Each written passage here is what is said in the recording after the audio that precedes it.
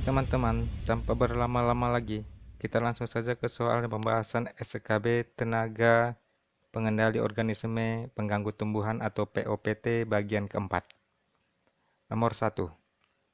Upaya manusia dalam memanipulasi musuh alami untuk mengendalikan atau menekan hama dalam arti luas disebut titik-titik. A. Pengawas tumbuhan.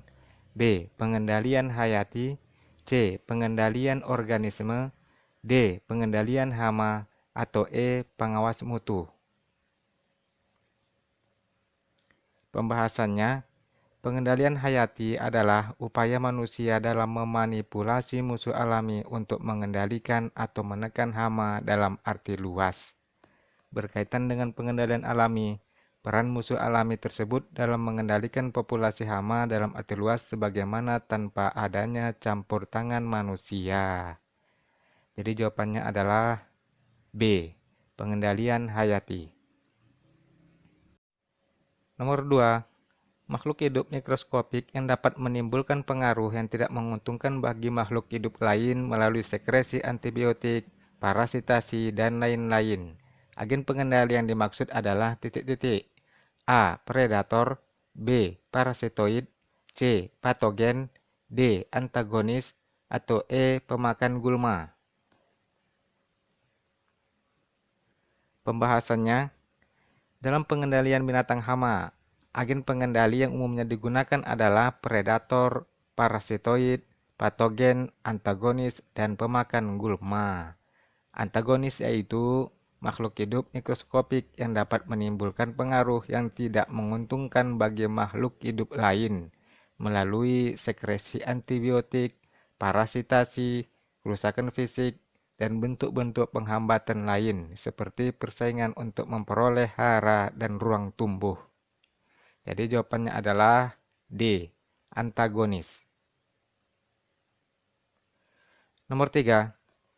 Salah satu teknik pengendalian hama secara bercocok tanam adalah sanitasi. Berikut ini yang dapat dilakukan perlakuan sanitasi kecuali titik-titik. A. Sisa-sisa tanaman yang telah mati. B. Sisa-sisa tanaman yang masih hidup. C. Bagian-bagian tanaman yang terserang hama. D. Bagian tanaman yang jatuh atau tertinggal pada permukaan tanah. Atau E.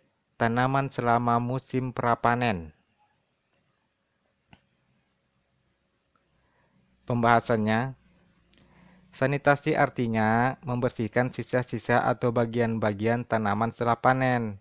Dengan melakukan sanitasi berarti kita telah mengurangi populasi awal dari hama tersebut, sehingga kerusakan yang ditimbulkan pada tanaman berikutnya menjadi berkurang. Jadi sanitasi dapat dilakukan terhadap pertama, sisa-sisa tanaman yang telah mati. Kedua, sisa-sisa tanaman yang masih hidup. Ketiga, bagian-bagian tanaman yang terserang hama. Dan yang keempat, bagian tanaman yang jatuh atau tertinggal pada permukaan tanah.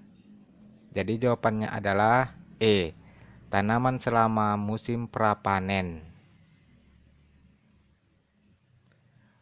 Nomor 4. Tanaman yang sengaja ditanam untuk menarik dan memusatkan hama pada tanaman tersebut untuk kemudian dikendalikan dengan pestisida. Teknik pengendalian hama secara bercocok tanam yang dimaksud adalah titik-titik. A. Sanitasi. B. Tumpang sari. C. Penanaman tanaman perangkap. D. Penanaman serentak. Atau E. Pergiliran tanaman.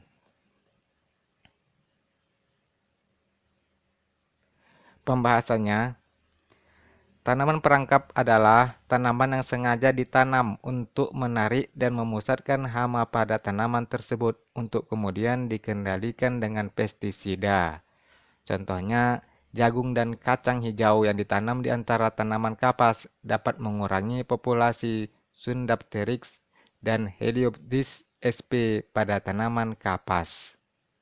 Jadi jawabannya adalah C. Penanaman tanaman perangkap. Beberapa teknik pengendalian hama secara bercocok tanam yaitu: pertama, sanitasi, pengairan, pergiliran tanaman, pengolahan tanah, tumpang sari, pemupukan, penanaman serentak, pengaturan jarak tanam, dan penanaman tanaman perangkap. Nomor 5. Tanaman ini akan memberikan efek negatif pada serangga hama apabila memakan tanaman tersebut. Mekanisme ketahanan tanaman seperti pernyataan di atas menurut Painter 1951 adalah titik-titik. A. Preference. B. Antibiosis. C. Toleransi. D. Introduksi. Atau E. Augmentasi. Pembahasannya, mekanisme ketahanan tanaman menurut Painter 1951 ada 3, yaitu pertama, preference, yaitu tanaman tidak dipilih oleh serangga sebagai makanan, tempat berlindung, dan tempat bertelur. Yang kedua, antibiosis, yaitu tanaman ini akan memberikan efek negatif pada serangga hama apabila memakan tanaman tersebut. Yang ketiga, toleransi, yaitu kemampuan tanaman untuk tumbuh atau sembuh kembali dari kerusakan yang disebabkan oleh serangga hama. Jadi jawabannya adalah B. Antibiosis. Nomor 6. Hama pada tanaman jagung ini tak hanya memakan daun, tetapi seringkali bibit yang baru berkecambah tak luput dari serangannya. Hama ini akan aktif pada malam hari. Hama ini adalah titik-titik. A. Ulat agrotis. B. Belalang. C. Kepik hijau. D. Bekicot. Atau E. Kutu daun.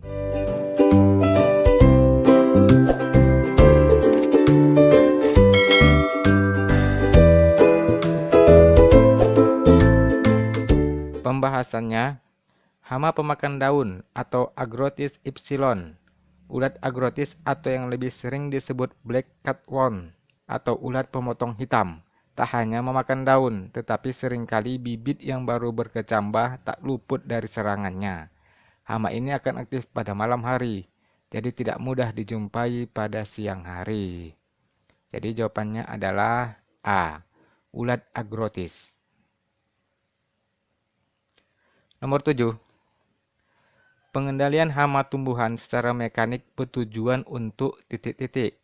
A. Meningkatkan ketahanan tumbuhan. B. Mempertahankan musuh alami. C. Mematikan hama secara langsung. D. Memanipulasi musuh-musuh alami. Atau E. Menurunkan populasi hama. Pembahasannya, pengendalian hama tumbuhan secara mekanik bertujuan untuk mematikan hama secara langsung, baik dengan tangan atau dengan bantuan alat atau bahan lain.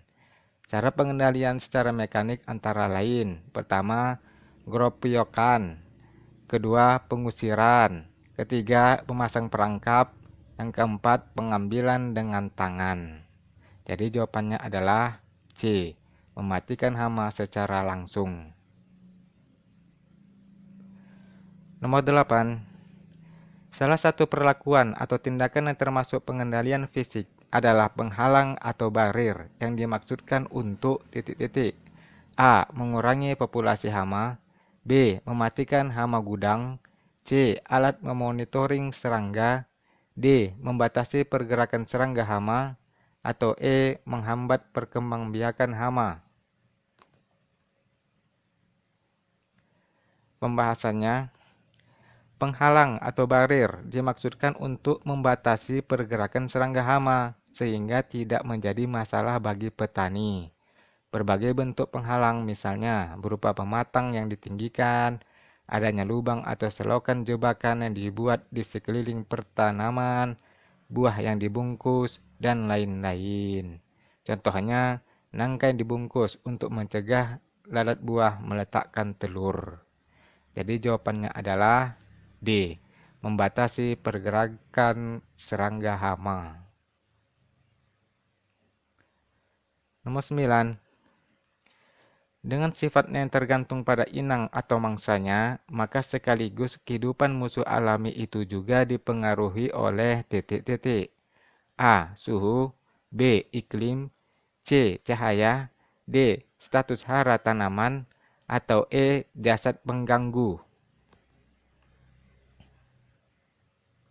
Pembahasannya, Dengan sifatnya yang tergantung pada inang atau mangsanya, maka sekaligus kehidupan musuh alami itu juga dipengaruhi oleh jasad pengganggu yang bersangkutan, terutama parasit dan patogen. Mungkin baiknya musuh alami maupun jasad pengganggunya sama-sama tertekan jika faktor non-hayati lebih kuat pengaruhnya. Hal itu antara lain akibat penyimpangan iklim, misalnya kekeringan atau penurunan, dan kenaikan suhu yang terjadi secara tiba-tiba, hujan yang amat lebat, dan lain-lain. Jadi jawabannya adalah E. Jasad pengganggu. Nomor 10. Agensia pengendalian hayati sangat berperan penting dalam proses menuju kondisi titik-titik yang stabil. A. Agroekosistem, B. Agrobisnis, C. Agronomi, D. Agropolitan, atau E. Agroindustri. Pembahasannya, pengendalian hayati mengoptimalkan peranan musuh alami dalam usaha pengelolaan populasi hama, di mana musuh alami merupakan bagian dari mata rantai dalam agroekosistem. Agensia pengendalian hayati sangat berperan penting dalam proses menuju kondisi agroekosistem yang stabil. Peranan tersebut ditunjukkan oleh kemampuan agensia pengendalian hayati dalam menekan kepadatan populasi hama sasaran di atas ambang ekonomi hingga di bawah ambang ekonomi, dan meregulasi populasi hama tetap berada di bawah ambang ekonomi. Jadi jawabannya adalah A. Agroekosistem. Oke teman-teman, terima kasih sudah menyaksikan dan insya Allah kita akan berjumpa lagi pada video-video pembahasan lainnya. Assalamualaikum warahmatullahi wabarakatuh dan sampai jumpa. Bye.